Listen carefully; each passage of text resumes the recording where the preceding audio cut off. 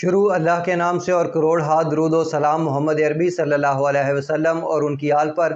मैं हूं डॉक्टर रऊफ राना और आप मेरा यूट्यूब चैनल देख रहे हैं। आज की इस वीडियो में हम डिस्कस करेंगे ईसो ओमेगा कैप्सूल के बारे में। ईसो ओमेगा कैप्सूल के अंदर जो एक्टिव इंग्रेडिएंट होता है उसे ईसोमेप्राजोल कहते हैं, जो कि पीपीआई है, यानी कि प्रोटॉन पंप इनहिबिटर है। ये मैदे में तेज़ाब की जो प्रोडक्शन है उसको कम कर देता है, जो जलन और अल्सर का बायस बनती है।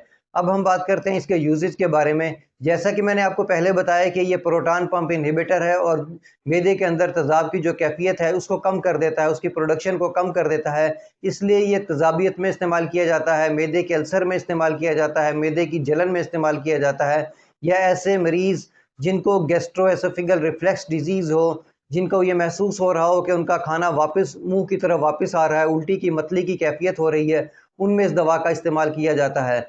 या ऐसे मरीज़ जिनकी एच पाइलोरी पॉजिटिव आ रहा हो, उनको एंटीबायोटिक्स अद्वियात के साथ इस दवा का इस्तेमाल करवाया जा सकता है।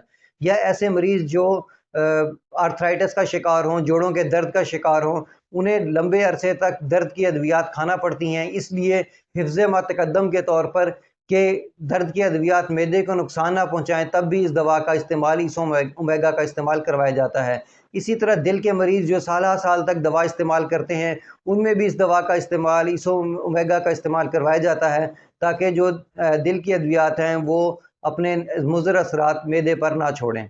अब हम बात करते हैं इसकी डोजेज के बारे में।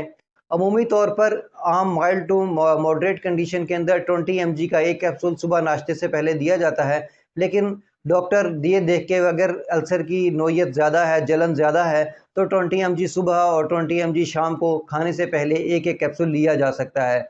और कुछ कंडीशंस के अंदर 40 mg कैप्सूल सुबह नाश्ते से पहले सिंगल डोज में भी दिया जा सकता है। इसका इस्तेमाल मुख्तलिफ कंडीशन में मुख्तलिफ हो सकता है।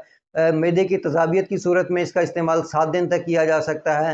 एच पाइलोरी में 14 से 28 दिन तक भी कंडीशन इसका इस्तेमाल किया जा सकता है। इसी तरह जॉइंट पेन या हार्ट डिजीज़ के जो मरीज़ हैं, वो अपने डॉक्टर की हदायत के मुताबिक इसका इस्तेमाल लंबे अरसे तक भी कर सकते हैं।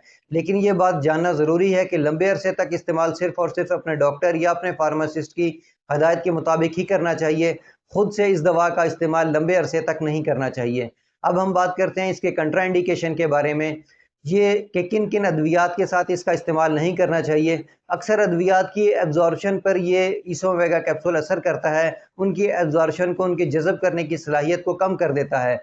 इसलिए बेहतर ये होता है कि इसको दूसरी अद्वियात के साथ नहीं लिया जाता, इसको खाने से पहले ले लिया जाता है और दूसरी अद्वियात को खाने के बाद लिया जाता है।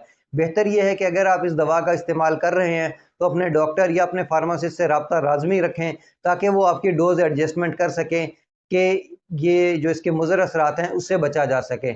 अब हम बात करते हैं कि किन लोगों को इस दवा का इस्तेमाल नहीं करना चाहिए। ऐसे लोग जो लीवर के आर्ज़े में मुब्तला हों, या ऐसे लोग जो किडनी के आर्ज़े में मुब्तला हों, उन्हें इस दवा का इस्तेमाल नहीं करना चाहिए। या वो हामिला ख़वातीन या दूध पिलाती हुई ख़वातीन, उनको भी इस दवा का इस्तेमाल अशद ज़रूरत के वक़्त ही करना चाहिए और अपने डॉक्टर, फार्मासिस्ट या अपने गायनेकोलॉजिस्ट के मशवरे के बगैर इस दवा का इस्तेमाल नहीं करना चाहिए।